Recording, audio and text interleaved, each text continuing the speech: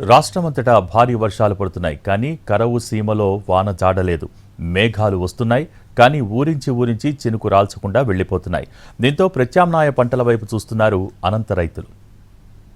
అనంతపురం జిల్లాలో కరువు ఛాయలు అలుముకున్నాయి. వరుణ దేవుడి కరుణ కోసం రైతన్నలు ఎదురు చూస్తున్నారు. ఖరీఫ్ ఆరంభమై 2 నెలలు గడుస్తున్నా సాగు మాత్రం ముందుకు సాగడం లేదు. ఈసారి ఖరీఫ్ ఆశాజనకంగా ఆరంభమైంది. జూన్లో కురవాల్సిన దానికంటే 2-3 రెట్లు అధిక వర్షం కురిసింది.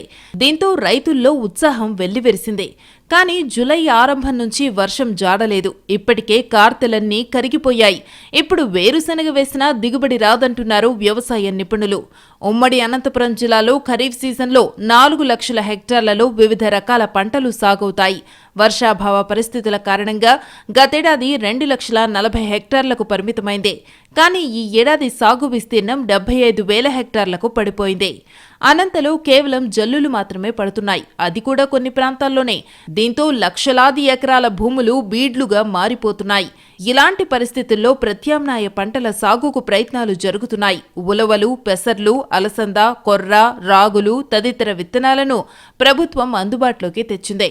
అయితే పెట్టుబడి సాయం అందించాలని కోరుతున్నారు రైతులు.